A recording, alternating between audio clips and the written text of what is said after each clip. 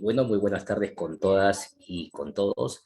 Bienvenidos a esta 15ª conferencia magistral, donde tocaremos el tema autoría y participación en los delitos de corrupción de funcionarios.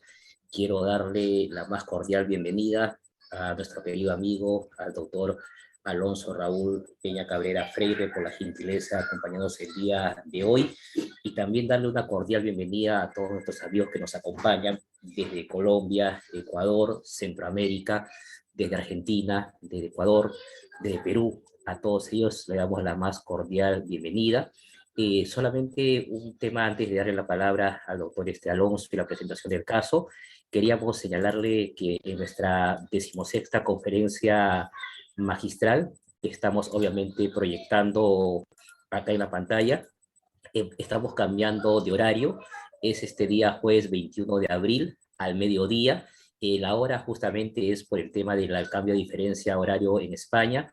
Les recomiendo, nos acompaña un grande del tema del crimen organizado, del tema de corrupción de funcionarios, el doctor Eduardo Fabián Caparrós, que va a tocar el tema instrumentos para combatir las finanzas criminales. Es 12 del mediodía, hora peruana. Dicho eso, quería justamente presentar a nuestro amigo, al doctor Alonso Peña Cabrera Freire, y una breve presentación del tema que nos va a tocar el día de hoy, por favor. Ahí va.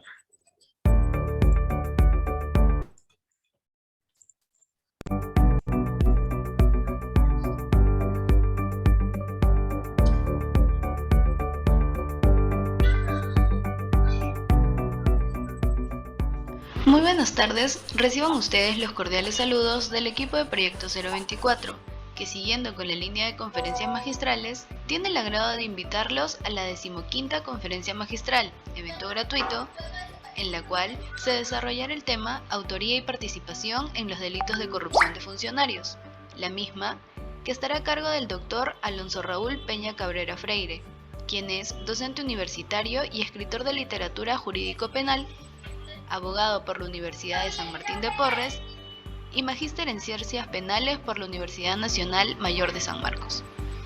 No nos queda más que darle el agradecimiento respectivo al doctor Alonso Raúl Peña Cabrera Freire por su presencia el día de hoy y por acompañarnos con su importante tema, autoría y participación en los delitos de corrupción de funcionarios.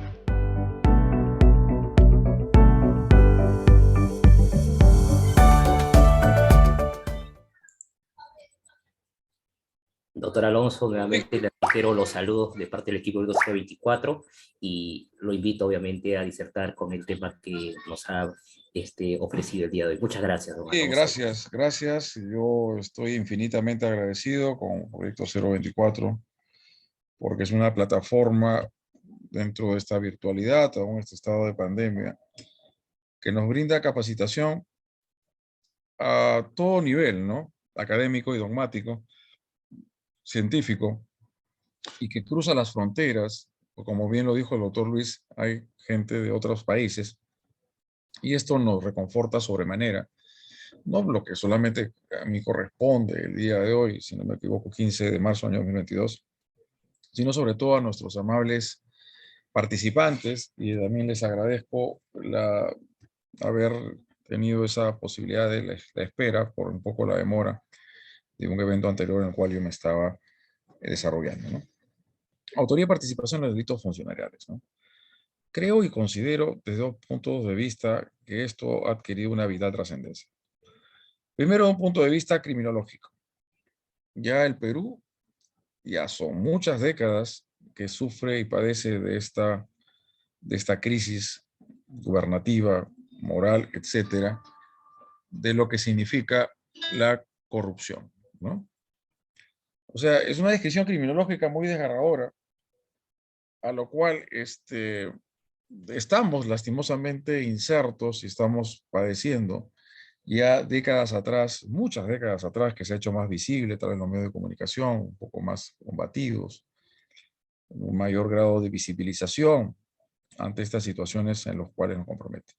Entonces, por un lado, esta descripción criminológica de los 90, Fujimori y Montesinos, etcétera, y obviamente luego caso de Brecht, y la particularidad es que se suscitan ya en una administración pública, holgadamente, finalmente, llevada y proclive, y que no ha bajado su actuación ilícita, su ilícito proceder finalmente en este contexto de pandemia, todo lo contrario, ha aprovechado, ha habido un aprovechamiento de estos estados de emergencia, flexibilizaciones de las contrataciones públicas administrativas para realizar estos festines en el ámbito de las contrataciones, las licitaciones, ya de adjudicaciones directas y otras que se han ido suscitando en los últimos tiempos en nuestro país. Entonces, por un lado, es esa descripción criminológica muy desgarradora, muy preocupante, muy visceral, ¿no? Decía Soler que la corrupción tiene una visión tanto moral como psicológica y corroe finalmente por dentro a quien la comete y también defrauda mucho al colectivo, aunque también yo leí un libro tiempo atrás decía hartos de tanta corrupción, no solamente es corrupto el que lo comete, sino el también que lo tolera, ¿no? Y es lo que se hablaba de los riesgos. Esa descripción criminológica. Segundo punto, entonces empieza a hacerse el trazado dogmático para pasar al otro punto, son 3 puntos de imputación necesaria. De qué tan importante y crucial era establecer un sostén dogmático, teórico y conceptual que pueda permitir con mínima holgura y prolijidad la posibilidad de construir finalmente la responsabilidad penal en todos aquellos que intervienen en estos ámbitos públicos, ¿no? Partiendo de una premisa muy importante, ¿no? Homicidio simple y todos estos delitos que van para adelante. Son ámbitos de libre organización personal, el nemine in ladere, donde todos pueden finalmente afectar o lesionar o poner en peligro estos bienes jurídicos. Pero hay otros accesos dentro de una institución. Esto es, ahí identificamos de manera concreta y específica a una persona que está revestida de la función pública, que se llama sujeto, disculpen, funcionario, servidor público, y el cual entonces defrauda al Estado, defrauda a la sociedad, porque se aprovecha de estas competencias funcionariales con las que la ley y la Constitución le confiere y reconoce, para finalmente acometer algunas ilicitudes penales que se encuentran previstas a partir del artículo 376 del Código Penal. Entonces, una cosa es decir aquel que mata a otro, aquel que se apropia de bien total o parcialmente ajeno, que daña la integridad de los bienes. Y otra muy distinta es el funcionario servidor público que comete un acto en abuso de sus obligaciones y sus atribuciones en perjuicio de alguien. Comete o ordena del 376 o que en concierto con los representantes de las empresas para defraudar el patrimonio del Estado, defraudando el patrimonio del Estado conforme a los términos normativos del artículo 384 de la parte especial del Código Penal. Entonces, es una descripción distinta, a lo cual la doctrina empezó bajo el auspicio de Klaus Roxin, la teoría de la infracción del deber, en cuanto a ir planteando un fundamento distinto a lo que se decía un delito de dominio. Pero vayamos a ver si es que realmente resulta indispensable o que es dogmáticamente correcto sustraernos del dominio y no propiamente fáctico o del evento típico, si se quiere decir, del dominio funcionarial social típico para poder construir la imputación en los delitos contra la administración pública. Entonces, en manos de este gran penalista Klaus Roxin, en la década de los 60, Teter Schaft, autoría y participación, y le dijo el Pflichtdelikte, ¿no? Los delitos de infracción de deber, que hay competencias de libre porque los sujetos pueden acceder a afectar bienes jurídicos de las personas en la sociedad, pero hay otros criminalmente que significan una infracción de deberes propiamente definidos en la norma, ¿no? Entonces, la infracción del deber que pareciese en un principio construirse a través de una transgresión extrapenal y que puede llevar a ciertas cuotas reparadoras o cuestionadoras de cuestionamiento de legalidad. Porque sea como fuese, como le dice, no recuerdo exactamente el nombre de una discípula, creo que de Gracia Martin, de que el disvalor tiene que construirse a partir de lo que dice en el tipo penal y no fuera del tipo penal. Yo creo que definitivamente la pluma muy importante por Klaus Roxin en cuanto a la teoría de la infracción del deber y luego las competencias por organización o institucionales en cuanto a esas defraudaciones institucionalizadas a través de Günther Jacobs y sus seguidores, que nos podrían finalmente dar cuota de construcción de lo que se llama un ámbito de competencias donde todos podemos involucrarnos y hay competencias muy específicas, funcionales, en los cuales solamente pueden acceder aquellos que están revestidos de la función. Si solamente ellos pueden acceder, por lo tanto, solo ellos pueden infringir los deberes propios del cargo, por lo tanto, esto es lo que da el sustento del disvalor. Pero bueno, y eso a su vez también entendiendo lo que son delitos comunes y los delitos especiales. Porque los delitos contra administración pública, propiamente del abuso de autoridad y siguientes de la parte especial del Código Penal, vienen a verificar delitos especiales propios, porque se construyen a partir de la posición del sujeto dentro de una institución. Esta institución, dentro del todo el entramado de la administración pública, poder judicial, poder gubernativo, ejecutivo, y el poder parlamentario, legislativo, y toda esa extensión grandilocuente de la burocracia en nuestro país a efectos finalmente de dar más empleos públicos. No voy a ir más adelante las razones y los motivos de ello. Entonces, se accede finalmente a esta institución a partir de estas competencias que se le otorgan al funcionario del servidor público y a partir del desarrollo en el ejercicio de sus funciones, en el ejercicio y no con ocasión, es que puede acometer algunas de las ilicitudes penales que se encuentran reguladas a partir del artículo 376 de la parte especial del Código Penal, que me parece que es el capítulo segundo, ese título octavo, delitos cometidos por funcionarios públicos en el ejercicio de sus funciones. Dicho esto, que una premisa fundamental o elemental es identificar un sujeto al que se llama el intraneus en una institución. Estos delitos especiales propios y no impropios, porque no tienen un referente de un tipo base.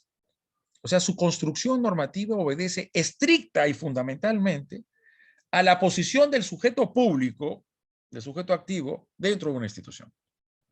Pero eso comprendiendo algo muy importante, o entendiéndolo, de que la gramática o la semántica que construyen los tipos penales, el qué, o ya el funcionario o servidor público, se refiere única y estrictamente al autor del delito.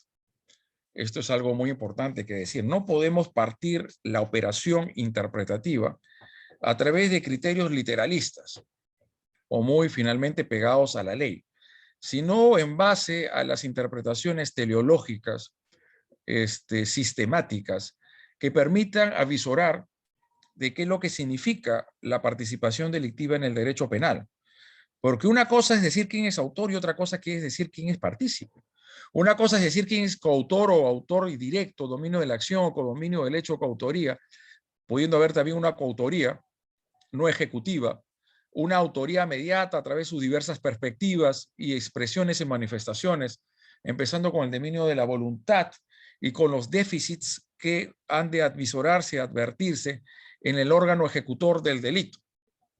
¿Ok? Esos déficits cognitivos, estructurales, corporales o jurídicos, o de quien se encuentra impelido, que se encuentra finalmente coaccionado y amenazado con verse afectado en sus bienes jurídicos más fundamentales, como es una autoridad mediata por coacción, que de cierta manera es también objeto de discusión en la doctrina, para luego dar patente a algo que mucho tiempo atrás ya también por Klaus Roxing a partir del nacionalsocialismo, es lo que significa la autoría mediata en estructuras organizativas de poder.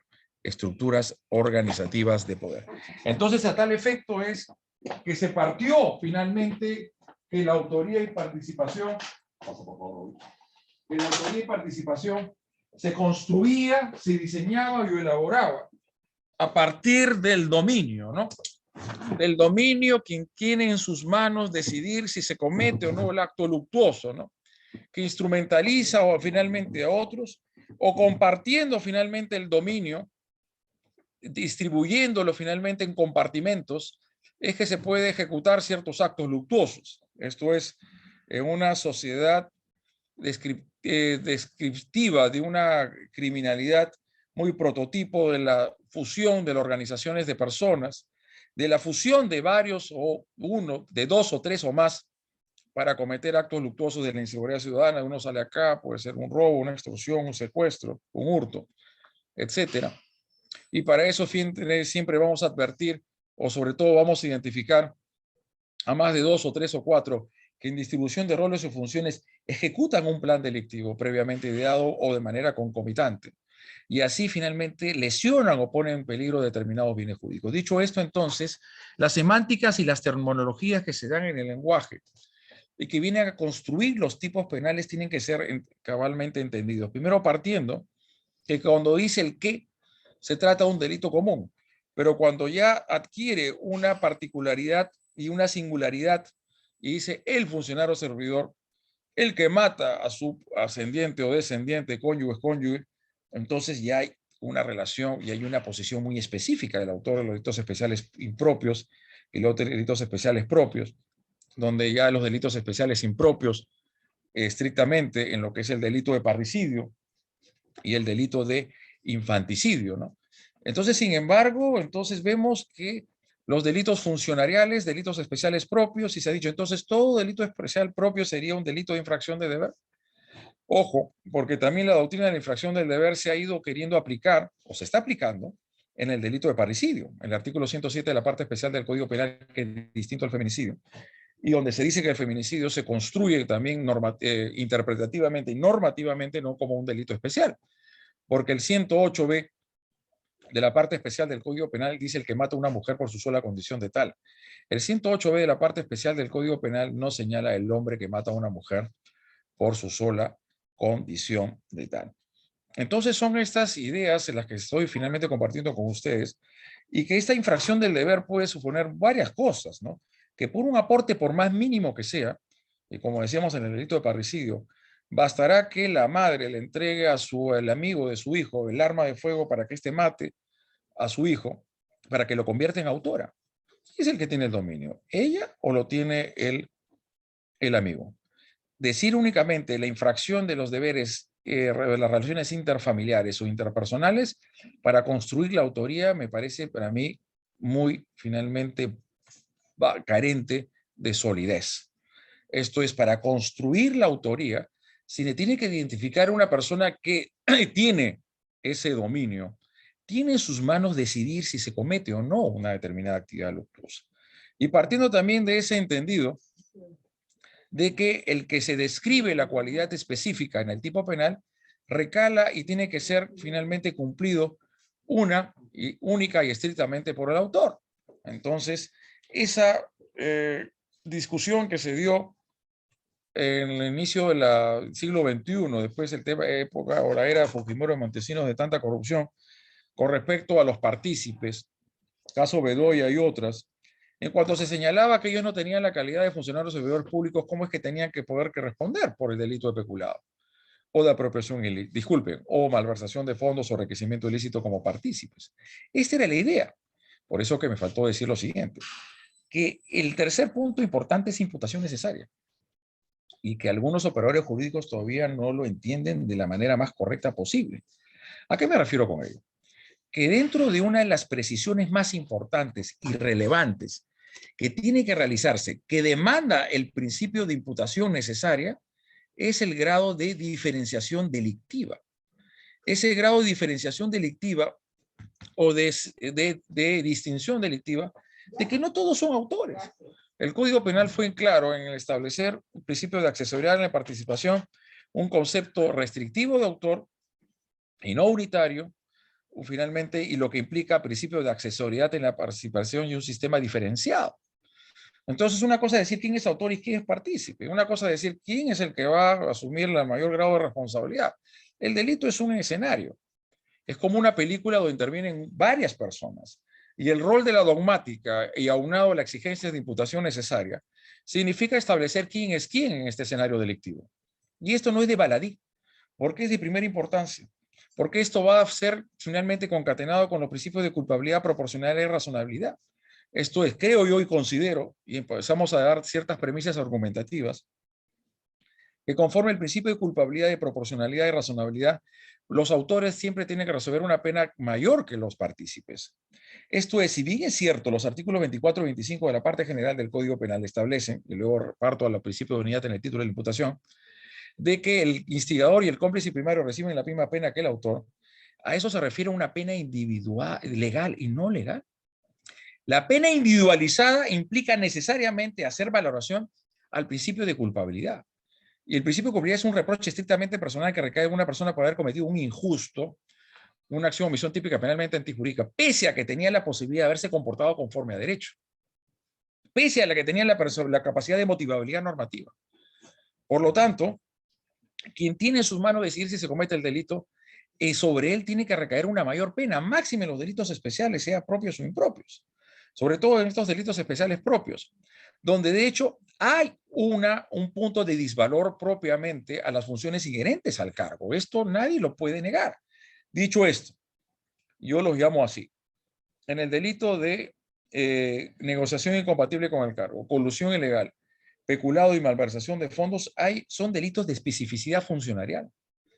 Propia y precisamente el hecho de ser una persona funcionario encargada de una determinada contratación pública en la negociación incompatible, que está dentro de sus competencias, el hecho de que este funcionario esté en sus manos el poder de contratación pública administrativa, de vincular contractualmente el Estado, el hecho de que el funcionario o la funcionaria sea perceptora, custodia, administradora en el 387, el hecho de que el funcionario o la funcionaria, servidor o servidora, bueno, sobre todo funcionarios, tenga la calidad de administrador, le da el acceso normativo y social a la institución, y lo cual le permite tener esa vinculación con el objeto material del delito. Si no hay una relación funcionarial entre la gente y el objeto material del delito, no se puede cometer, a este no se le puede responsabilizar a título de autor. Entendiendo que una cosa es el objeto material del delito y otra cuestión distinta es el bien jurídico tutelado. El bien jurídico penalmente tutelado en el delito de peculado es la legalidad de la actuación funcionarial, es los fines que tienen que desplegar legalmente los bienes dentro de la administración, el principio de no lesividad patrimonial, y el objeto material son los caudales o efectos. Entonces, también cuestión distinta son los fondos, en el caso de la malversación de fondos, y lo que significa el bien jurídico protegido, el principio de legalidad presupuestal. Entonces, tenemos que entender eso de manera correcta, esa relación funcionarial, esa especificidad funcionarial, que es propiamente acceder a esta institución, le da la posibilidad de realizar actos de disponibilidad sobre el objeto material del delito, y eso le permite decir que este es el autor del delito. Y obviamente que se deja de lado cualquier visión fáctica, sino una visión normativa y material de las cosas, ¿no? Pero que tiene que ser también circunscrita y respetado bajo el principio, bajo el auspicio del principio de legalidad, el uno un crimen, el uno poena sine lege praevia. ¿A qué refiero con ello? Que tiene que construirse el disvalor de la acción conforme lo que la tipicidad penal dice de una manera concreta. Esto es, para que sea el delito de colusión ilegal, pues no bastará que se diga que hay una suerte de contravención, infracción a normas de contratación pública administrativa. De que en este caso, por ejemplo, el funcionario que no licitó oportunamente una obra pública.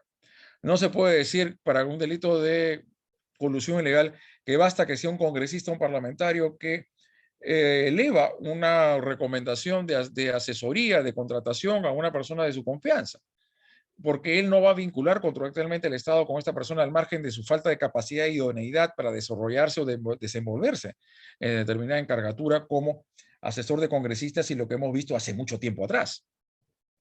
Entonces, eso no puede significar finalmente la construcción de la autoría en los delitos funcionariales, de solamente sostenerlo a través de una infracción del deber que puede estar más allá de la norma extrapenal.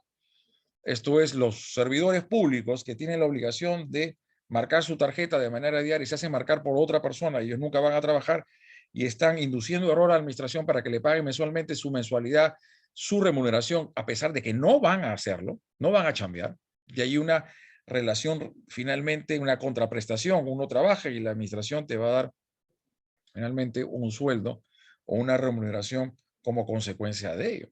Entonces hay que construir el disvalor conforme a lo que la norma. Por eso considero yo, y puedo equivocarme, que no podemos renunciar finalmente al 100% al dominio funcional social típico. O como lo dice Rueda Martín, ¿no? Y otra persona, Gómez, en la doctrina colombiana, porque igual es un dominio funcional, porque el hecho de tener el acceso de una institución le va a permitir disponer de ese bien jurídico del objeto material del delito y así cometer o emprender finalmente la autoría por estos delitos. Porque si no, cualquier conducta marginal que suponga una infracción de deberes públicos sería constitutivo de autoría. O sea, no puede ser utilizado ello para forzar los tipos penales y tampoco para restringirlos. Y dicho esto, para luego pasar a la casuística de la jurisprudencia, de que retomo lo que estábamos sosteniendo, que los tipos penales construyen la conducta o el comportamiento conforme la conducta que va a realizar el autor del delito. Esto es, el protagonista principal de la película es el autor. Y los protagonistas secundarios son los partícipes, cómplice primario, secundario y el instigador. A tal efecto, entonces, desde solo un plumazo de una mirada del principio de legalidad, no resultaba siendo sostenible coherentemente, aún bajo la teoría o no de la infracción del deber, de la infracción de deberes personalísimos. Para mí el disvalor se construye a partir de la posición del sujeto dentro de una institución. Y esto le permite tener un acceso normativo y funcional con respecto al objeto material del delito. Entonces, los tipos penales no rezan o no describen un comportamiento con respecto a lo que va a hacer el partícipe, sino solamente va a realizar el autor. Bueno, al margen de la dialéctica que se produjo en su momento, y a pesar que la misma Corte Suprema en los años 10.000, 2011, creo, 2012 también, o 11 únicamente, en base a los acuerdos plenarios sobre la duplicidad del plazo prescriptorio en delitos cometidos por funcionarios públicos en el ejercicio de sus funciones, que afecta el patrimonio del Estado o patrimonio sostenido por aquel, que ya se reconocía de que los extraneos, por lo tanto los intraneos no cualificados también, aquellos no tienen la relación funcionarial con el objeto material del delito, podía responder penalmente, no como autores, como partícipes. Entonces, reconocemos primero que puede haber partícipes, esto es, cómplices primeros y secundarios, tanto particulares como intraneos no cualificados. Aquel que no tiene la relación funcional con el objeto material del delito, pero que colabora y coadyuva con asesorías y con informes logísticos, asesorías jurídicas, contables, financieras, etcétera, pues puede responder sin ningún problema como cómplice, ¿no? Y así es también el extraneos, esto es el particular, ¿no? Ellos coadyuvan, favorecen o facilitan, ¿no? Claro que su grado de aportación hay que verse distinto en la dinámica, por ejemplo, del delito de colusión ilegal, porque ese 384 de la parte especial del Código Penal, que es un delito de participación necesaria, un delito de encuentro, como dice Mesger, el mundo Mesger en la doctrina alemana, germana, pues implica una convergencia de voluntades. Hay un acuerdo, hay una suerte de concertación entre ambos con los representantes de la persona jurídica para defraudar o defraudando el patrimonio del Estado, ¿no? Donde la dinámica ahí de la colaboración o por parte del extraneos, del representante personal, de la persona jurídica, viene a dar cuenta el contenido propio del disvalor de este comportamiento. Esto es, si no hay concertación, pero hay un abuso de las funciones de quienes ejercen o ejecutan o desarrollan esta función en los procesos de contratación pública administrativa, será en todo caso un delito de abuso de autoridad y no delito de colusión ilegal, porque la concertación significa algo esencial y esencial para que se pueda finalmente definir un elemento de configuración típica conforme la casación 661-2016 Piura. Y que esa participación delictiva, estimados amigos de Proyecto 024, y siempre agradecido con el doctor Luis, significa que tengan que intervenir sea en la etapa preparatoria o en la etapa ejecutiva del delito de liter criminis. Una vez que el delito se consumó, estimados amigos, ya lastimosamente, si se quiere decir, ya no se admiten formas de participación delictiva. Y eso en el caso del delito de enriquecimiento ilícito, ¿no? Enriquecimiento ilícito. Un enriquecimiento ilícito del artículo 401 de la parte especial del Código Penal, que no es un delito permanente, para nosotros es un delito de consumación instantánea. Si en todo caso el funcionario o servidor público se enriquece nuevamente en otro periodo de ejercicio económico, sería para nosotros un delito continuado. Entonces lo que pasaba en la década de los 90, que muchos de estos funcionarios dentro del aparato gubernativo del Estado, particulares, o mejor dicho, funcionarios también militares, incrementaron su patrimonio de manera significativa y manera ostensible, y que no justificaban tener esos bienes con el dinero que realmente ellos ganaban, de manera honrada, pues luego lo que se hacía con estos dineros de procedencia ilícita era comprar bienes muebles e inmuebles. Entonces aparece una dinámica de un delito distinto, autónomo, que significaría el delito de lavado de activos, decreto legislativo 1106, recurso de nulidad 1051-2011, Lima. La participación del extraneo, en este caso del particular, que se presente con posterioridad a los hechos de enriquecimiento ilícito que consiste en actos de ocultación del patrimonio ilícito del agente especial, verbigracia cuando se coloca a terceros como propietarios de bienes muebles o inmuebles provenientes del delito, no constituyen actos de complicidad o de colaboración para la ejecución, pues el delito ya se consumó. Una vez que el delito se consumó, ya no se admiten formas de participación delictiva. Ver García Cabero en la casación 661-2016 Piura.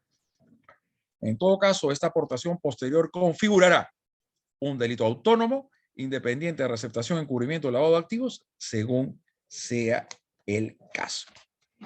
Entonces, tomando en cuenta lo que habíamos señalado, cuestión muy importante, que la persona única que tiene que cumplir con los elementos de especificidad que se regulan en un determinado tipo penal es el autor y no el partícipe.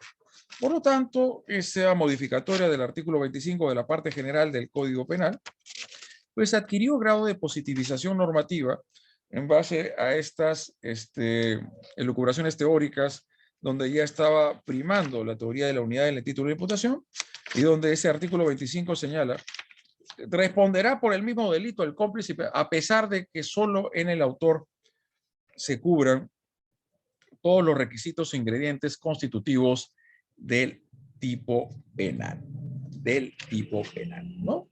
Entonces es una cuestión importante a decir de cómo es que nos marca finalmente la posibilidad de señalar que tanto los extraneos, los particulares, como los intraneos no cualificados. ¿Quiénes son los intraneos no cualificados? Los que no tienen esa relación funcional con el objeto material del delito.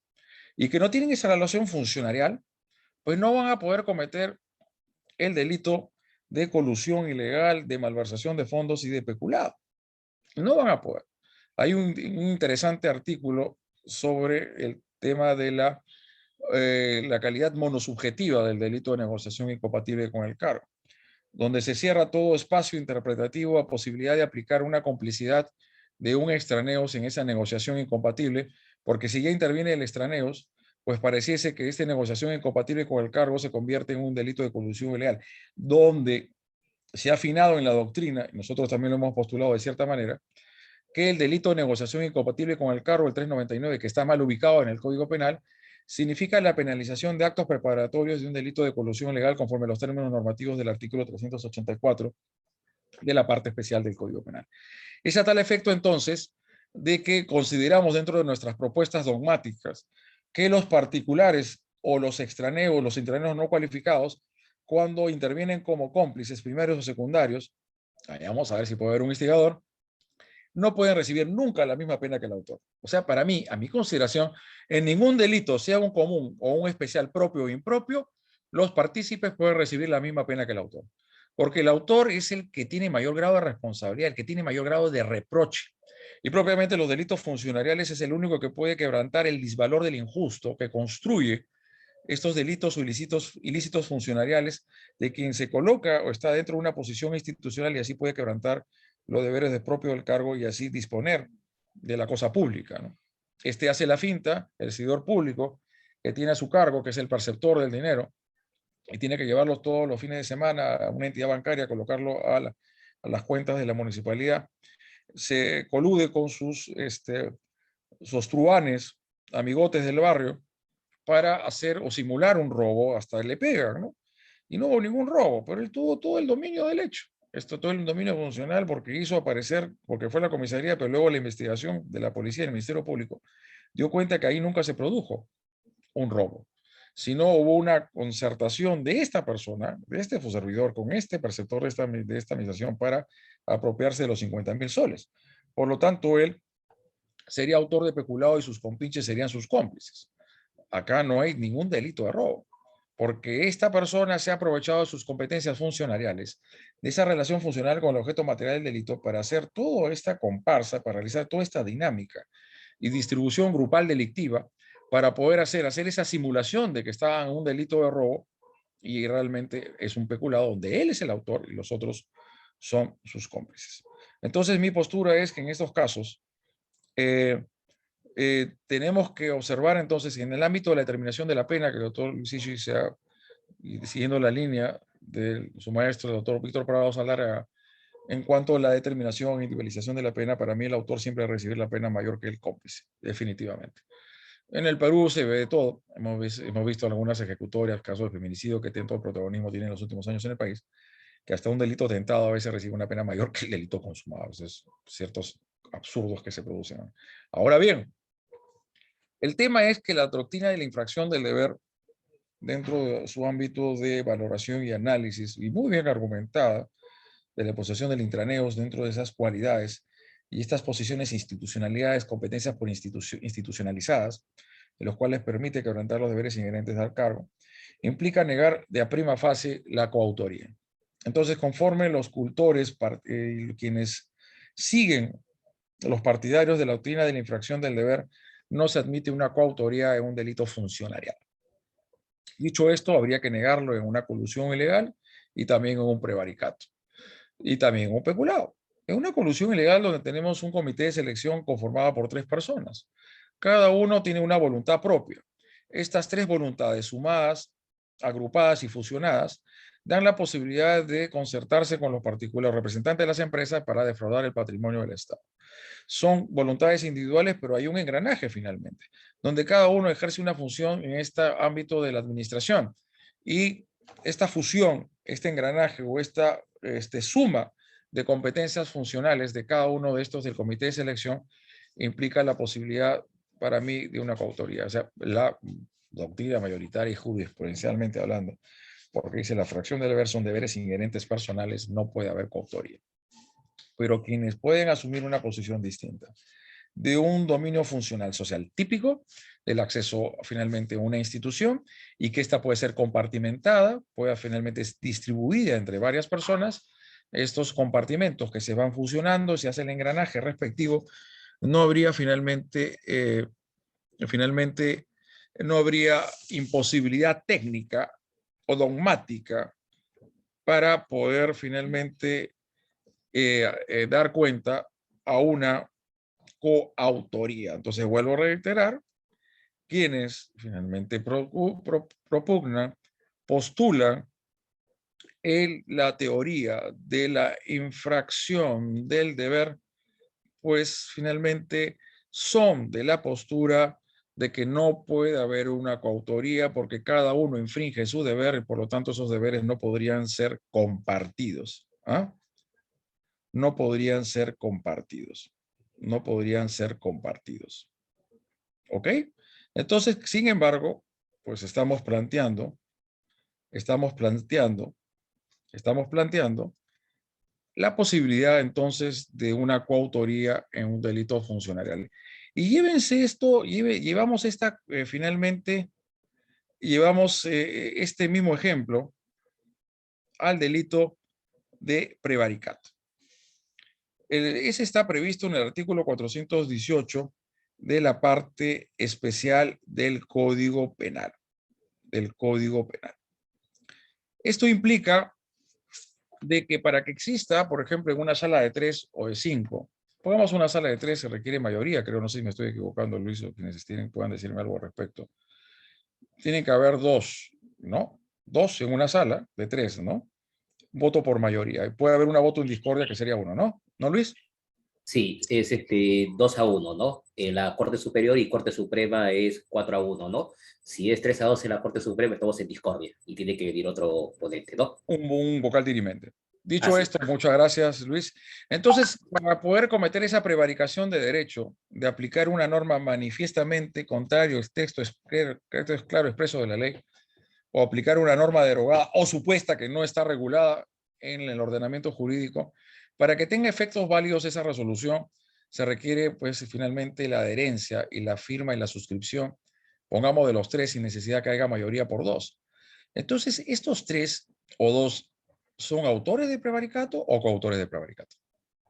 Son compartimentos que se requieren fusionar y hacer el engranaje para poder dar grado de resultado al hecho delictivo como un hecho global y ahí poder basar la imputación recíproca que refiere a la coautoría. Yo me planteo ello en cuanto a la posibilidad de una coautoría en el delito de prevaricato y no a una autoría. Cuestión distinta a saber, evidentemente, sucede en el caso del enriquecimiento ilícito. ¿Por qué enriquecimiento ilícito no puede haber coautoría? Porque cada uno de los funcionarios y servidores públicos realizan su propia y estricta declaración jurada de bienes y rentas, y es que se enriquece. El enriquecimiento solamente sería personalísimo y ese enriquecimiento no puede compartirse. Entonces, una cosa sería la complicidad en el enriquecimiento ilícito y otra cuestión muy distinta sería una coautoría. Y si definitivamente no es viable una coautoría porque es un injusto personalísimo, bueno, es decir, no sé si de propia mano, el cual no puede ser compartido entre 2 o 3 o más. O sea, cada uno responderá por su propio injusto. Cada quien responderá por el delito de enriquecimiento ilícito como autor. Como autor. Entonces, vamos planteando los argumentos y vamos discutiendo y generando los argumentos a favor o en contra dentro de cada una de estas posturas, ¿no? Y para eso nos tenemos que basar en lo que se señala en las ejecutorias importantes que la Corte Suprema, sobre todo, ha tenido la posibilidad de esbozar en los últimos tiempos. Y acá se dice lo siguiente, ¿no? Se dice lo siguiente, y distinto en otro, lo que vamos a ver en un recurso de nulidad. Delito de colusión excluye la coautoría. Esta es la casación 1626-2018, San Martín, Sala Penal Permanente. El carácter fraudulento del acuerdo reside en la privatización de la actividad funcional que realiza el funcionario público y como tal debe representar y cautelar los intereses de la administración pública. Y no por el contrario, beneficiar ilícitamente a los particulares. En este sentido, el tipo penal de colusión exige como presupuesto de su configuración la concertación. Y lo que hace Casación 661-2016 Piura, que se trate de un delito de participación necesaria, ¿no? Pero el otro, el representante de la persona jurídica, porque la persona jurídica no asume responsabilidad por poner societas delinquere non potest, al margen de lo caro Cori, otros en la doctrina han señalado que había un fraude de etiquetas con la 30.424 en lo que es la responsabilidad administrativa de las personas jurídicas, ¿no? Entonces, esto responde siempre como cómplices primeros o secundarios. Ahí veo una cuestión muy importante con respecto a los veedores de las obras públicas, ¿no? Que van a hacer la verificación si realmente se ha cumplido en rigor con la obra en cuestión. ¿Cuál sería? Y cuando hay empresas consorciadas, ¿no? Que contratan con el Estado, pero uno de ellos, no sé si es una suerte de joint venture, no sé si me estoy equivocando, es la que asume la representación y así, por ejemplo, introducen documentos falsificados. Entonces se dice la concertación, de acuerdo con su contenido semántico, implica siempre un acuerdo sobre algo entre dos o más personas. Para su configuración requiere la bilateralidad entre sí, él o los funcionarios o servidores públicos con poder funcionar con el... Tiene que tener el funcionario o servidor, para ser autor del 384, poder o facultad de vincular contractualmente al Estado con los particulares. Tiene que haber un poder funcionarial de contratación pública administrativa. Esa bilateralidad no significa que el pacto o la concertación requiera para su conformación de que todos los participantes de una parte tomen contacto directo con la contraparte. La concertación con los interesados puede efectivizarse indirectamente a través de cualquiera de los otros funcionarios o servidores participantes en el proceso de contratación. Lo relevante para este efecto es que el funcionario o servidor público intervenga directo o indirectamente por razón del cargo en cualquier etapa del proceso de adquisición de bienes o servicios públicos.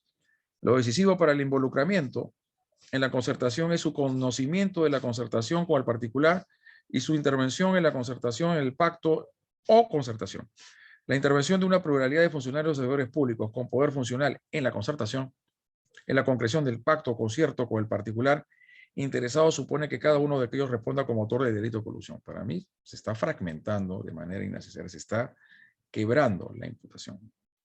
En la medida que cada uno tiene un deber especial que cumplir en el proceso de adquisición o contratación, su infracción no es susceptible de compartimentar. Sí es compartimentada porque la función de cada uno de ellos es la que va a permitir finalmente que se produzca finalmente la concertación. Por eso es que hay una suma de actuaciones funcionariales que dan como resultado el delito de colusión ilegal conforme a los términos normativos del artículo 384 de la parte especial del Código Penal. Entonces, la teoría de la infracción del deber dice que es imposible admitir una coautoría. Dice, cada uno responde por flagrante violación del deber inherente al cargo desempeñado. La infracción de dicho deber es lo que lo convierte en autor de manera acabada, sin que sea admisible la coautoría con otros funcionarios o servidores particulares, puesto que ese estatus de los obligados personalísimos son obligaciones personales, obligaciones funcionariales compartidas, me pregunto yo.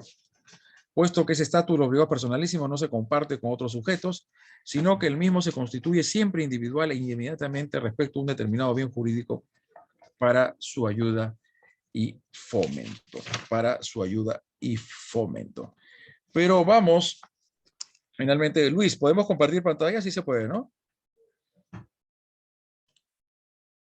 Muchas gracias. A ver, vamos a ver acá.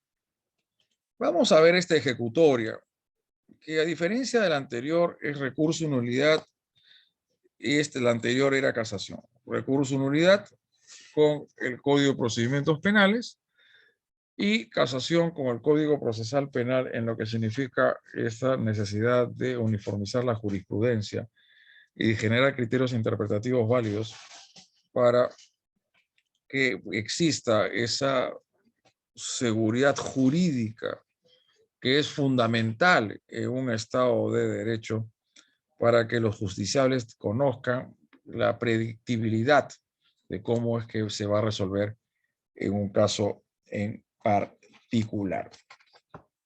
Mientras que se va visualizando, a veces tengo un poco de problemas, y nuestro amigo Luis lo sabe con el tema del PowerPoint. Igual, no sé si acá ya se está viendo un poco la jurisprudencia, mejor dicho, las diapositivas. Sí se ve. Sí se ve, ¿no? Entonces vamos dando cuenta de lo siguiente. Dice, colusión. Tipo penal exige que tanto el funcionario público como el particular tengan un codominio del hecho. ¿Qué significa esto? Que se sale definitivamente de la postura de la teoría de la infracción del deber. No sé si me estoy equivocando. Se dice que el delito de colusión es de participación necesaria, concretamente de encuentro, que requiere de la intervención de un particular, esto es, exige que el agente público se ponga ilícitamente de acuerdo con las partes implicadas en un contrato o acto de los interesados, que se quiere celebrar o se ha celebrado en perjuicio de los intereses de la administración pública. Ambos sujetos apuntan a una misma finalidad típica, ¿no? Queda establecido que el acto colusorio estuvo orientado a la contratación de recurrente para desempeñarse este tema de supervisor de obra, ¿no? No obstante, cabe resaltar que dicho acuerdo clandestino contrariamente tenía como fin que el recurrente realice una conducta ilícita dentro de la ejecución de la obra en cuestión, que conllevó incluso a suscribir un contrato de locación de servicios, y si bien no se habría cumplido con las normas de la materia para su contratación, ello no resulta suficiente para dar por asentada la configuración del delito de colusión, puesto que el tipo penal exige que tanto el funcionario público como el particular tengan un codominio del hecho, más allá que la teoría de la unidad de la imputación, el particular sea considerado como cómplice. Fíjense, acá se asume una posición distinta. Años atrás, recurso de nulidad y el otro es una casación. En este caso no se advierte el aporte colusorio por parte del recurrente, sino que según la tesis fiscal de su coencausado, habría tenido la intención de apropiarse del presupuesto asignado para la ejecución de la obra en cuestión, para lo cual habría contratado indebidamente al recurrente, presupuesto que no se subsume dentro del tipo penal en cuestión, y si bien dentro de sus funciones de supervisor de la obra, incumplió sus deberes o funciones, los mismos tendrían sus efectos correctivos bajo la figura de otro tipo penal. Vamos a ver si sería un abuso de autoridad, o dentro del ámbito administrativo, o dentro del ámbito administrativo. ¿Ok? Entonces, fíjese, este es el recurso de nulidad 5/2015 Junín, que da cuenta de una posición distinta en los cuales finalmente se habría asumido dentro de la posibilidad de que bajo la teoría de la infracción del deber, no resulta posible hablar de una coautoría, pero si ya se habla de codominio, entonces las cosas van por un camino o por un torrente distinto, ¿no? Acá en nuestra otra ejecutoria,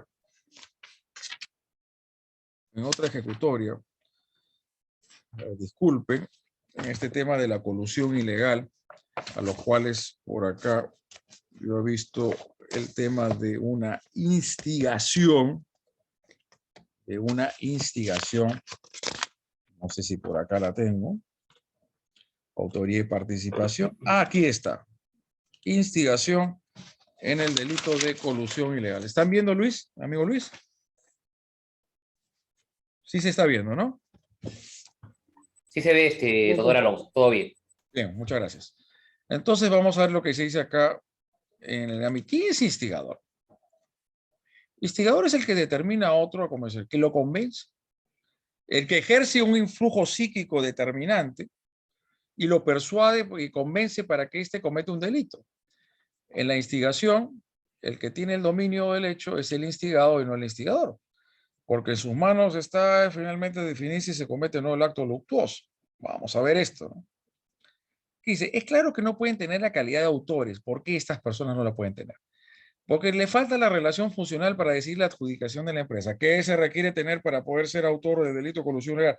Tener la capacidad de vincular contractualmente el Estado con los particulares. El que no tiene ese poder de vinculación contractual no sería.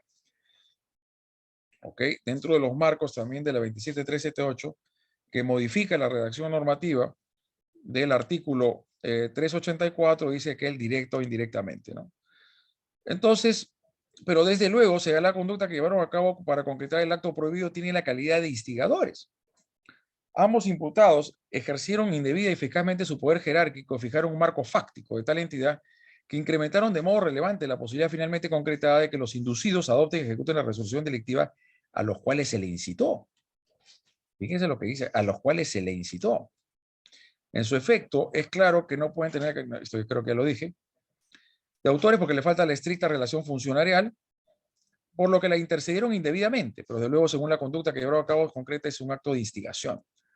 Ejercieron indebida y eficazmente su poder jerárquico y fijaron un marco fáctico de tal entidad que incrementaron de modo relevante la posibilidad finalmente concretada de que los inducidos adopten y ejecuten la resolución delictiva a la que se les incitó.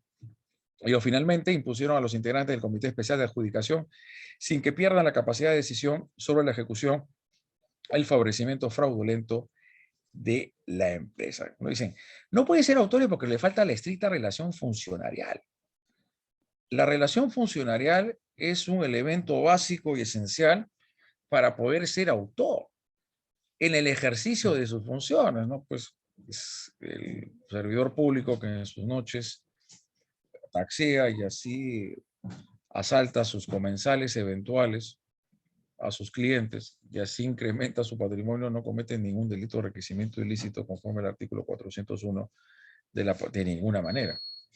Acá no hay, porque tiene que ser en relación con aprovechamiento del cargo. Para mí, el delito de enriquecimiento ilícito y la concusión son delitos de aprovechamiento funcionarial, porque es la posición del sujeto que le permite realizar actos plenamente que son típicos conforme a los alcances normativos, sea del artículo 382 o el artículo 401 de la parte especial del Código Penal, y entendiendo también lo que habíamos señalado en antes, de que una vez que se consuma el delito, pongamos un enriquecimiento ilícito, ya no se admite en forma de participación delictiva, ¿no?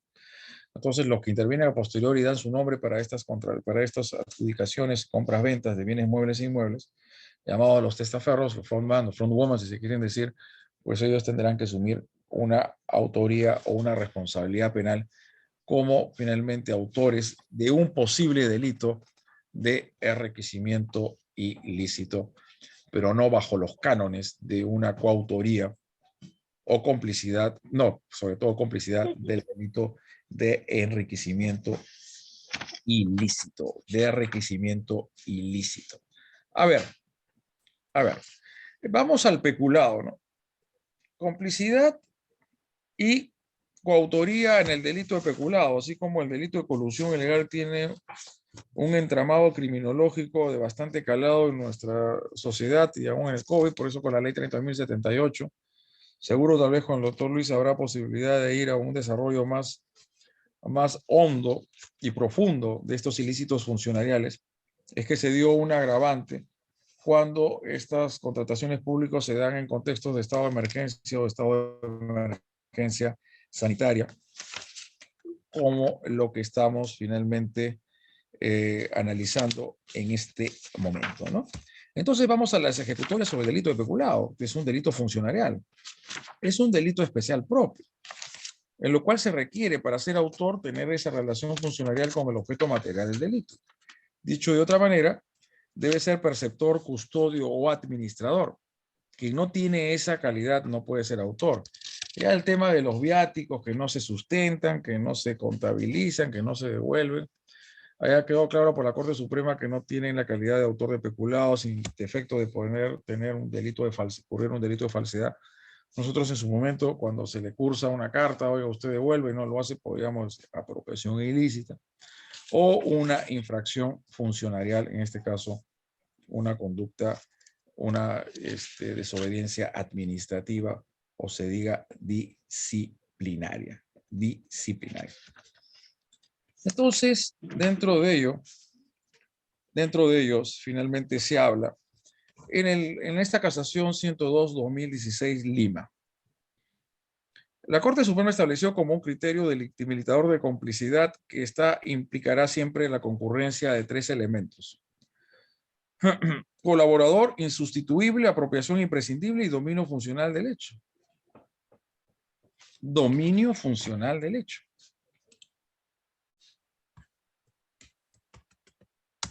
Dominio funcional del hecho. El dominio funcional del hecho significaría alejarnos de la teoría de la infracción del deber.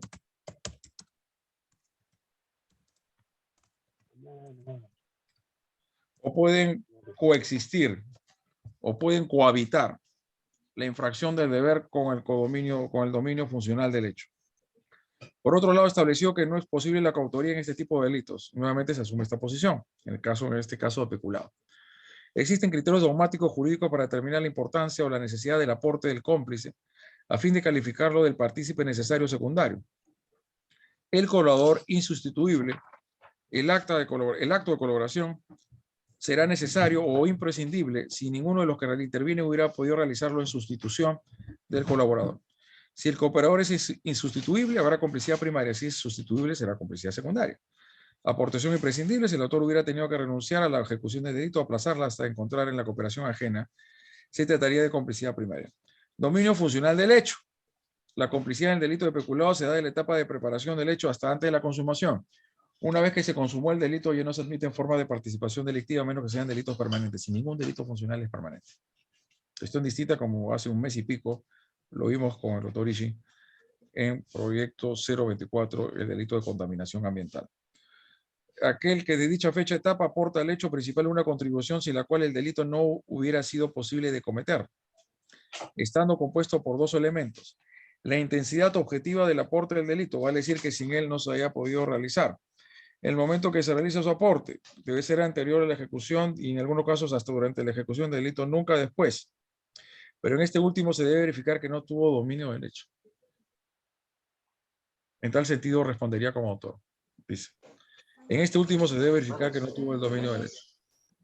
En este caso, en tal sentido respondería como autor.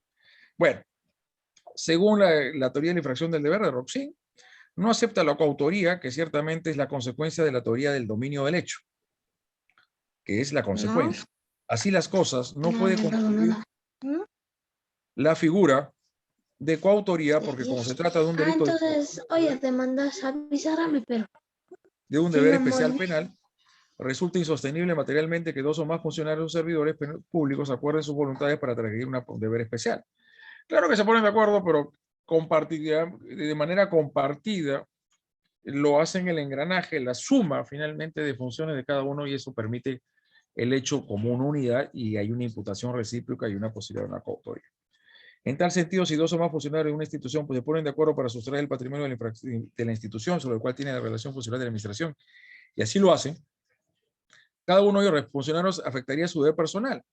Es un deber funcionarial.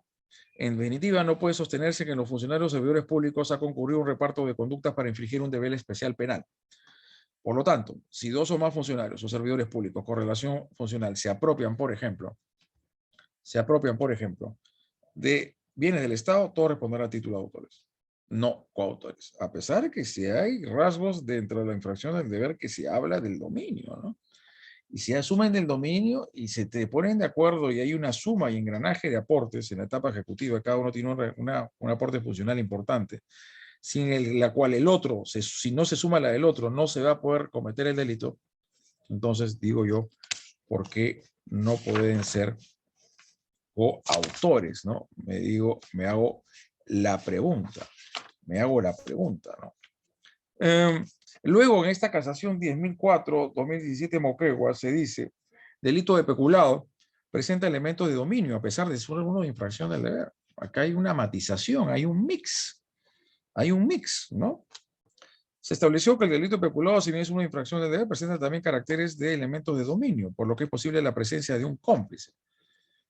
¿Es necesario decir que es de dominio para admitir la complicidad? Que en tanto a través del delito peculado se tutela el patrimonio estatal, es obvio que se necesita la disminución ilícita de los caudales o efectos públicos, lo que importa la producción de un daño patrimonial mediante la disposición antijurídica. Afirmado este elemento típico de la perspectiva procesal, el concreto alcance de la apropiación ha de ser determinado pericialmente. Se requiere por el siguiente una pericia técnica conforme lo estipuló, ¿no? Entonces, es verdad que el tipo delictivo de peculado es un delito especial de infracción de deber, pero lo es con elementos de dominio. Esto se erige por la conjunción de actos concretos de organización. La infracción de deberes institucionales, la infracción puede estar, pero no complementa totalmente el injusto de los delitos funcionariales. Y de ahí que se habla de un dominio funcional o social típico. Por lo que sin romper el título de la imputación se acepta la intervención delictiva a título de cómplice. Además, la motivación fáctica ha sido precisa y partió de la pericia técnica respectiva, la cual revela la realidad de un pago indebido por la cantidad indicada. Este otro punto importante, en esta casación 1527-2018 Tacna, 1527-2018 Tacna, que en los temas desarrollados en la casación Tacna, donde se establece que el delito de peculado, al tratarse de un delito de infracción de deber, siempre requeriría que se verifique la infracción de un deber específico y no uno general. ¿No? Específico. O sea, no es así cualquier, finalmente, vulneración. Y tiene que estar dentro del tipo. Tiene que ser el disvalor de la acción. Y el disvalor de la acción no se puede construir fuera del tipo penal. El Estado es una entelequia y requiere de personas para poder ejecutar sus fines a través de una eficiente administración de sus recursos. Por ello, uno de los bienes jurídicos que protege el tipo penal de peculado es el ejercicio correcto de la función pública, que implica, primero, el cumplimiento del principio de legalidad administrativa y, dos, obrar con ética, lealtad y transparencia. En el acuerdo plenario se habla que la Corte Suprema debe entenderse con relación funcional al poder de vigilancia y control sobre la cosa como mero componente típico. Esta es la competencia del cargo, la confianza en el funcionario en virtud del cargo y el poder de vigilar y cuidar los caudales efectos, es decir, con los bienes públicos, se hallen en posesión del sujeto activo en virtud de los deberes o atribuciones del cargo. Sin embargo, el funcionario se convierte en garante. Puede haber comisión por omisión en peculado, pero puede haber comisión por omisión en el delito de colusión ilegal. No creo, ¿no? Porque se requieren actos defraudatorios en concertación con los representantes de las personas jurídicas, ¿no? Y en realidad, Sánchez en la doctrina lo ha dejado enfáticamente establecido así. Yo también comparto esa idea. Para definir la disponibilidad jurídica se dice es aquella posibilidad de la libre disposición que en virtud de la ley tiene el funcionario o servidor público. Debe tener, por tanto, competencia funcional específica. La disponibilidad que se hace referencia se encuentra íntimamente ligada a las atribuciones que la gente ostenta como parte que es de la administración pública. Entonces, dicho esto, creo que el tema de autoría y participación de los delitos funcionariales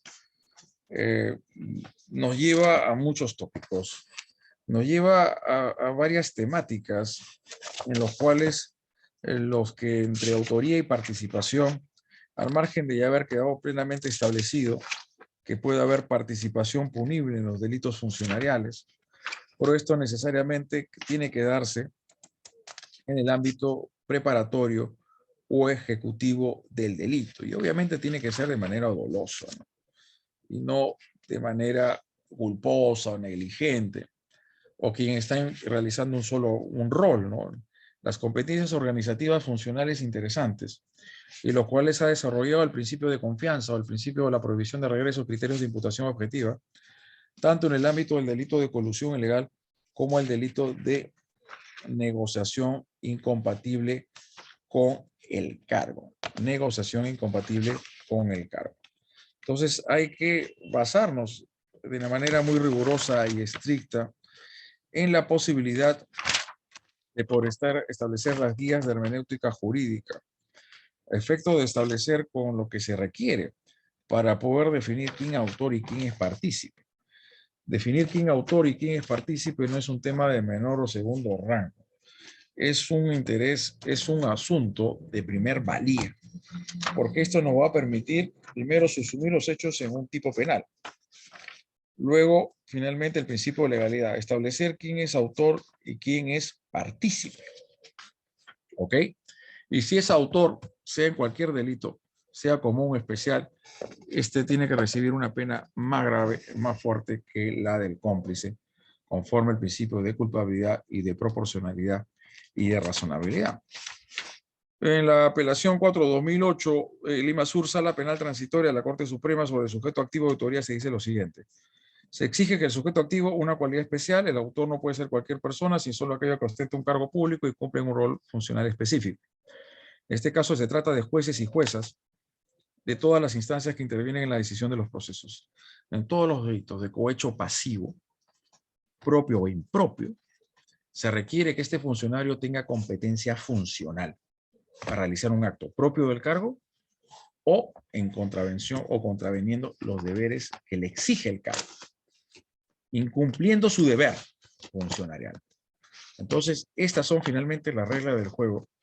De cierta forma, hemos querido dar un pincelado dentro de un grado de apreciación dogmática y a su vez también en grado de, finalmente, de criterio jurisprudencial, ¿no? Y de hecho que no podemos dejar de reconocer que es la teoría de la infracción del deber que se ha ido finalmente imponiendo en los últimos tiempos en la jurisprudencia y en la doctrina, ¿no? Vean también la postura de Salinas Sichel, ¿no? Carollón y todos de ciertas posturas funcionalistas, ¿no? Pero yo creo que siempre hay que hacer un repaso dentro de las diversas configuraciones que esto significa, a la luz de los diversos compartimentos que se ejercen en la administración, y creo que es el acceso a estas instituciones que le permite el acceso normativo, social, típico, y esto lo que le permite al sujeto activo realizar un acto típico de autoría. Aquí está Roxin en su planteamiento original, distinguió los delitos de dominio, de hecho, Roxin ya lo hace de manera distinta, en relación a los delitos de infracción de deber, sostuvo que estos se caracterizan porque la autoría de la realización del tipo no depende del dominio del hecho, sino de la infracción del deber que incumbe a la gente relacionándolo con los delitos especiales.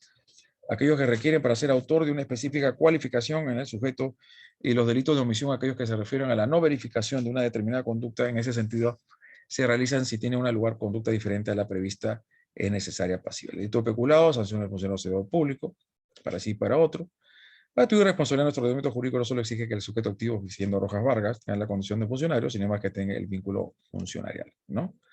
Constituye un delito especial y de infracción de deber vinculado a estatus instituciones positivizadas, siendo un delito especial porque formalmente restringe la órbita de autoría a sujetos cualificados, pues se trata de un delito de infracción de deber porque el fundamento de la responsabilidad en el concepto de autor no te radica el dominio sobre el riesgo típico, sino que reside en el quebrantamiento de un deber asegurado institucionalmente y que afecta solo al titular determinados estatus o rol especial. Considero yo que el contenido del injusto funcionarial hay de encontrarlo dentro de la posición del sujeto de una institución, y que esa posición del sujeto de la institución de acceder normativa y socialmente a estos objetos de disponibilidad jurídica, fáctica, son los que lo pueden convertir en autor.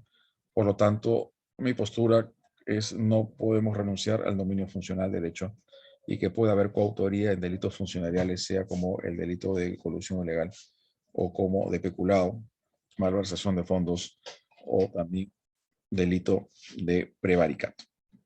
Lógicamente es bastante discutible, es irse en solitario, pero hay que sustentarlo dogmática y argumentativamente de la manera más sólida, cosa que pueda generar criterio, porque ustedes bien se han dado cuenta que a pesar que la Corte Suprema en esas variadas jurisprudencias que se ha hecho referencia de mi persona, no dejan de lado matices propiamente del dominio funcional del hecho. Y que lógicamente nos tiene que llamar poderosamente la atención todos estos tópicos, porque este es el pan de cada día de una descripción criminológica muy patente en nuestro país y de que seguro no creo que pare en próximos tiempos. Por lo tanto, un punto de vista práctico, académico y científico, la autoría y participación en los delitos funcionariales como parte de conceptos criminológicos, sociológicos, dogmáticos, teóricos, conceptuales de la infracción de deber, competencias por organización institucionalizados, deberes positivizados, dominio funcional social típico, y lo que implica es la imputación necesaria de saber distinguir con todo grado de propiedad quién es quién en la escena del crimen. Saber quién es quién, y acá nos dicen, acá no cualquiera puede ser el autor, son delitos especiales. La pregunta es si el hecho de que sea un delito especial propio lo hace necesariamente en un delito de infracción de deber conforme lo que estamos sosteniendo o estamos postulando en este caso, y a la luz finalmente de las diversas circunstancias fácticas que obviamente van a tener que ser concatenadas de una manera correcta, cómo es que tiene que darse esta situación y esta atribución delictiva, ¿no? Acá tengo una otra diapositiva. Me dicen, por favor, si la estás viendo, Luis. Sí, sí se ve todo bien. Muy bien, gracias. Y acá pues se habla precisamente de la infracción de la garantía constitucional de motivación de las decisiones judiciales, determina nulidad recurrida y que se realice un nuevo juicio oral. Se dice, ¿no? Hay infracciones constitucionales. Más abajo se dice, disculpen, creo que acá no logro ver. Con el argumento de la decisión cuestionada, más allá de que concluyó que la responsabilidad de los citados acusados alegando irregularidades como haber efectuado cotizaciones a un solo proveedor, entregando materiales para aplicación de los tachos de basura y haber autorizado el desembolso de anticipos, sin que estos actos hayan sido adecuadamente sustentados, no explica de forma concreta y adecuada cuáles serían los actos colusorios que estos realizaron con extraneos para acreditar su responsabilidad en el delito imputado. Pues para la configuración del delito de colusión, el tipo penal exige que el funcionario o servidor público, interviniendo directo o indirectamente, por razón de su cargo en cualquier etapa de la modalidad de adquisición o tracción pública de bienes o servicios, obras y servicios, concesiones o cualquier operación en cargo del Estado, concierta con los interesados para defraudar al Estado o a entidad u organismo del mismo. Es decir, requiere el funcionario público concierto con los particulares, en el caso de otros con el sentenciado, único extraneo particular comprendido en el proceso para defraudar al Estado, pero no se hace referencia a concertación o grupo con dicho imputado. Por ende, no se efectúa una adecuada fundamentación de la decisión judicial tal y como lo exige la Constitución. Esta misma falencia se advierte al flujo de título de imputación en la acusación de Fogastal. En otros aspectos se atribuye haber dado a los anticipos usos de distinta naturaleza a la solicitada imputación que no corresponde a un delito como es el que es de materia de análisis. ¿Ok? Dicho esto, estimado Luis, de Proyecto 024, espero finalmente haber dado los apuntes correspondientes de estas pinceladas, si se quiere decir, tanto dogmática como jurisprudencialmente, de ilicitudes penales que tienen una relevancia importantísima en nuestro Estado y en nuestra sociedad de hace mucho tiempo atrás. Y creo que concita un interés bastante importante a efectos de poder finalmente emprender este dibujo, este planteamiento doctrinal, argumental, a una institución tan prestigiosa como es Proyecto 024. Igual nos quedamos aún poco a efectos de poder absolver algunas consultas que se quieran proponer, mi estimado amigo Luis, o tal vez tú mismo quieras dar algunos apuntes. Bueno, ante todo, doctor Alonso, le agradezco la gentileza de habernos acompañado el día de hoy con un tema tan importante actualmente en el tema de autoría y participación en el tema del delito de corrupción de de funcionarios, ¿no? Sobre todo, como usted señalaba al comienzo, lamentablemente la corrupción es un mal endeble que no solamente aqueja al Perú, sino obviamente a muchos países de América Latina, y obviamente esto genera una revaluación, ¿no? De las tesis tanto del dominio del hecho como de la infracción de deber que se han esbozado, y sobre todo partiendo, ¿no? De la tesis de habilitación doctoral que usted señalaba de Roxin allá por el año 1963, ¿no? Un aspecto también bastante importante, ha sido interesante, le agradecemos por el tema de las frondosas jurisprudencias que nos ha podido mostrar, y también su posición, ¿no? Obviamente vinculado al tema de la coautoría, ¿no? Autoría funcional, ¿no? Y el tema también vinculado al ámbito de la tesis del dominio del hecho en delitos obviamente funcionariales. Yo quería, si usted me permite, doctor Alonso, poder transmitir, ¿no? Si hay algún tipo de consulta, pregunta que quiera obviamente formular alguna persona, algún oyente que nos acompañe el día de hoy, por favor. No sé si existe algún tipo de consulta, pregunta con el mayor de la confianza, por favor, que puedan realizarle o formularle al doctor Alonso Peña Cabrera, por favor. Pueden hacerlo por escrito, pueden hacerlo justamente de manera eh, presencial, también obviamente compartir sus inquietudes, ¿no?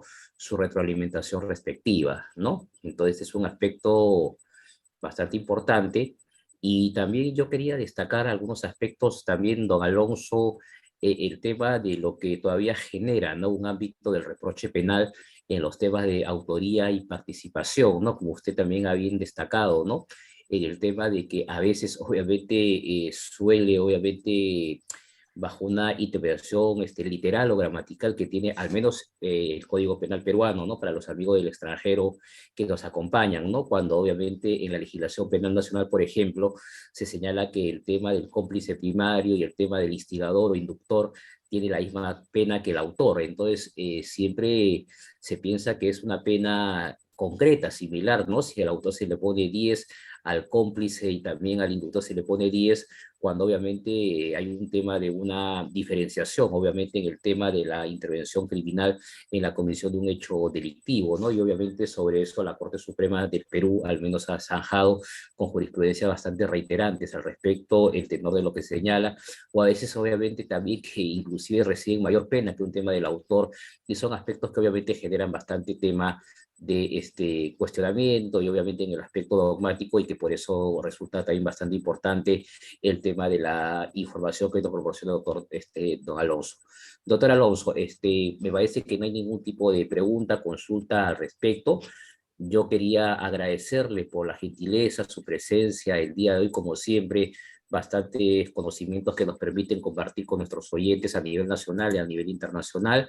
Y quería, en nombre del equipo de Proyecto 024, darle este pequeño presente antes de darle la palabra final, no sin antes, obviamente, invitarlos a nuestros amigos que nos acompañan el día de hoy a la 16ª conferencia magistral, que es el día jueves 21 de abril al mediodía, donde al igual que el doctor Alonso nos acompaña también un grande en el ámbito del derecho penal.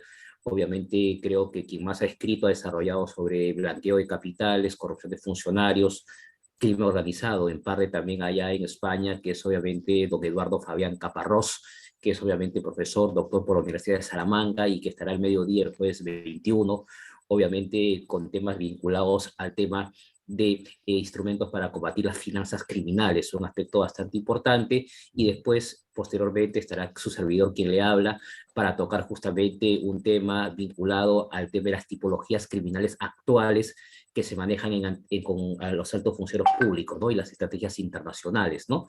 Obviamente haré un recuento de la corrupción en América Latina partiendo de Argentina, ¿no? La historia obviamente vinculada a algunos expresidentes que se investigan, como por ejemplo Macri, o por ejemplo también Kirchner. También obviamente en el tema de Colombia veremos justamente algunos casos importantes, ¿no? El cartel de la toga, y política, muchas cosas que han sacudido en la última década a Colombia. En el tema también de Ecuador, ¿no? Tocaremos justamente algunos temas bastante importantes como Petroecuador. En el tema justamente vinculado a Brasil, ¿no? Tocaremos el tema del caso del Temer, el caso justamente de Lula da Silva, y obviamente ir cómo también se van construyendo en América Latina, sobre todo en aspecto vinculado a Centroamérica, en el ex llamado Triángulo del Norte, ¿no? países, obviamente, como El Salvador, Honduras y obviamente Guatemala, que nos permite justamente tener un derrotero de cómo va justamente el tema de los delitos de corrupción de funcionarios. Eso será obviamente una ponencia después del doctor Eduardo Fabián Caparrós, de quien le habla. Doctor Alonso, quería justamente mostrarle este pequeño agradecimiento en nombre del equipo de Proyecto 024, antes de darle la palabra final, un pequeño reconocimiento con mucho cariño. 24.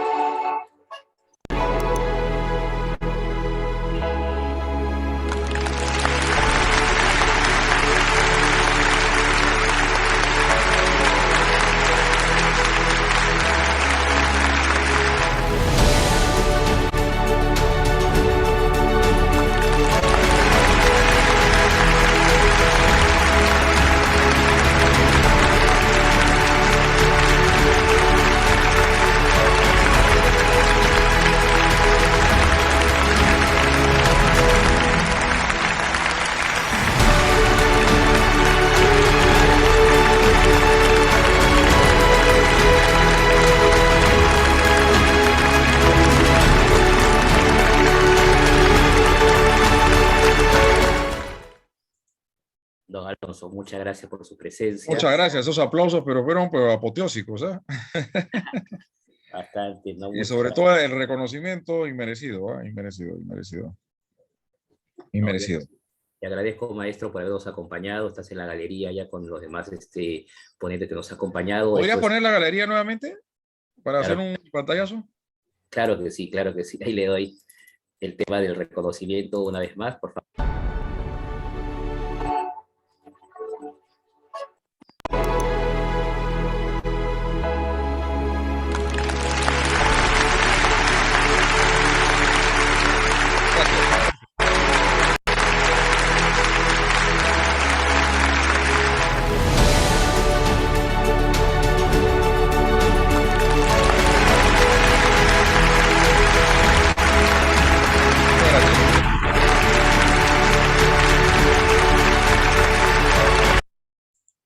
Bueno, le doy la palabra para que pueda despedirse de Sí. su público. No, para mí ha sido un agrado, un gusto haber estado con ustedes en esta conferencia sobre autoría y participación en los delitos funcionariales. Creo que ha abierto un aspecto de discusión y debate, ¿no? Yo creo que este debe ser los objetivos centrales y trascendentales de cursos como este, que son objeto de coordinación y organización por una institución tan prestigiosa en el Perú y ya a nivel internacional como es Proyecto 024 en la persona del doctor Luis, a quien le agradezco sobremanera, le envío un fuerte abrazo a él y a todos aquellos finalmente que nos han estado escuchando.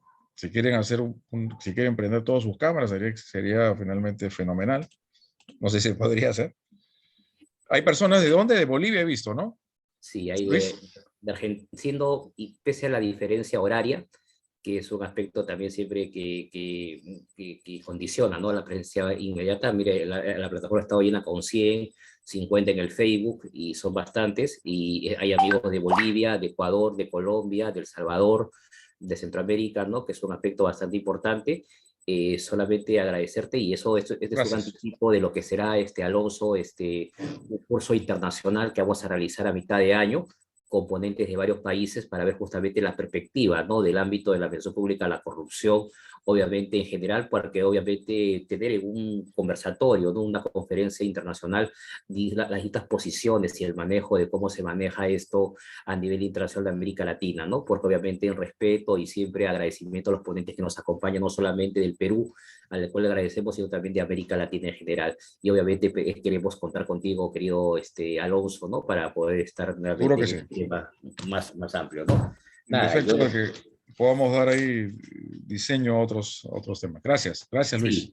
Sí, les agradezco a todos su participación. Nos vemos en la 16ª conferencia magistral con el gran profesor español Eduardo Fabián Caparrós sobre el tema de instrumentos en la lucha contra las finanzas criminales, y posteriormente después en la 16ª quien le habla con el tema de tipologías criminales en América Latina y estrategias internacionales de lucha contra la corrupción, obviamente que es parte de un desarrollo de una tesis doctoral de quien le habla.